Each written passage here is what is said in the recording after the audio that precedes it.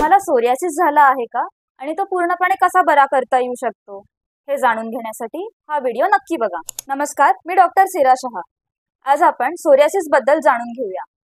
Psoriasis हा त्वचेचा एक जुनाट आजार आहे ज्यामध्ये केराटिनोसाइट्स म्हणजेच त्वचेच्या पेशी हे नॉर्मल वेळेपेक्षा लवकर मृत पावतात। नॉर्मली त्वचेच्या पेशींचं आयुष्य 45 ते 60 दिवस असतं, पण सोरियासिस आजारामध्ये 15 ते 20 दिवसातच मृत पावतात, ज्यामुळे त्या मृत पेशींचा जाडसर थर त्वचेवर दिसून येतो। पेशी लवकर कशामुळे मरतात तर ह्याचं उत्तर आहे ऑटो इम्युनिटी। ऑटो इम्युनिटीमध्ये शरीरामध्ये अँटीबॉडीज म्हणजेच प्रतिपिंडे तयार होतात जे शरीराच्या उपयुक्त पेशींवर हल्ला करतात। त्यामुळेच ह्या त्वचेच्या पेशी लवकर मृत पावतात। त्यामुळे शरीरावर खाज सुटते व लालसर खवलेदार डाग दिसून येतात। बऱ्याच रुग्णांचं असं म्हणणं असतं की जेव्हा होमिओपॅथीने उपचार चालू केले जातात तेव्हा त्यांचा आजार सुरुवातीला वाढताना दिसतो।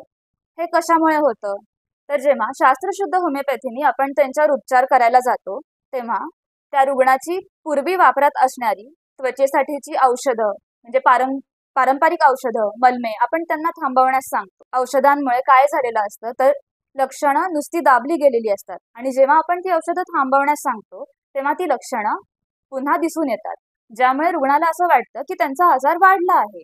होमिओपॅथीने उपचार करताना प्रत्येक रुग्णाचा स्वतंत्र विचार केला जातो व आजार होण्यामागचं कारण शोधलं जातं। तर ह्यामध्ये काय काय बघितलं जातं, तो आजार कोणत्या भागापासून चालू झाला आहे, म्हणजेच सोरियासिस सगळ्यात पहिल्यांदा कोणत्या भागावर आढळून आला, सोरियासिस होण्यापूर्वी त्या रुग्णाच्या आयुष्यात असे काय बदल झाले होते ज्याच्यामुळे तो खूप डिस्टर्ब होता, जसं की त्याची एखादी जवळची व्यक्ती दुरावली गेली होती किंवा त्याच्या नातेसंबंधांमध्ये दुरावा निर्माण झाला होता ज्याचा त्याला खूप त्रास झाला होता पण तो व्यक्त करू शकला नव्हता।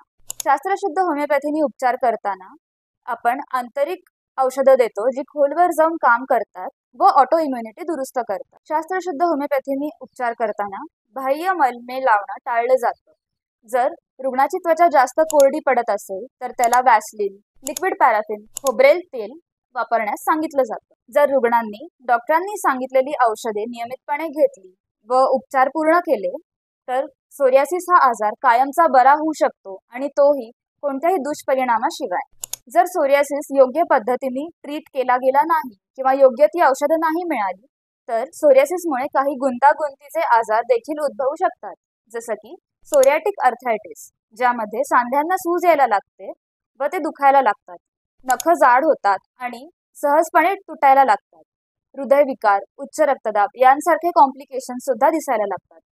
जर सोरियासिसचा परिणाम डोळ्यांवर व्हायला लागला तर नजर कमी होऊ शकते। जर पचन संस्थेवर दिसून यायला लागला तर अल्सरेटिव्ह कोलायटिस, क्रॉन्स डिजीज यांसारखे आजार सुद्धा होऊ शकतात। जर सोरियासिस बराच काळ राहिला तर त्या रुग्णाला सौम्य ते तीव्र नैराश्य म्हणजेच मेंटल डिप्रेशन हे होऊ शकतं। होमिओपॅथिक औषधांसोबतच जर रुग्णांनी इतर काही पथ्य पाळली, जसं की सकाळी उन्हात बसणे, योग्य व्यायाम करणे, पोषक आहार घेणे व कोणतेही व्यसन न करणे, तो रुग्ण लवकरात लवकर बरा होऊ शकतो आणि हा आजार मुळापासून बरा करता येऊ शकतो। जर तुम्हाला किंवा तुमच्या ओळखीमध्ये कोणाला सोरियासिसचा आजार असेल तर हा व्हिडिओ नक्कीच पूर्णपणे बघा आणि जास्तीत जास्त शेअर करा। धन्यवाद।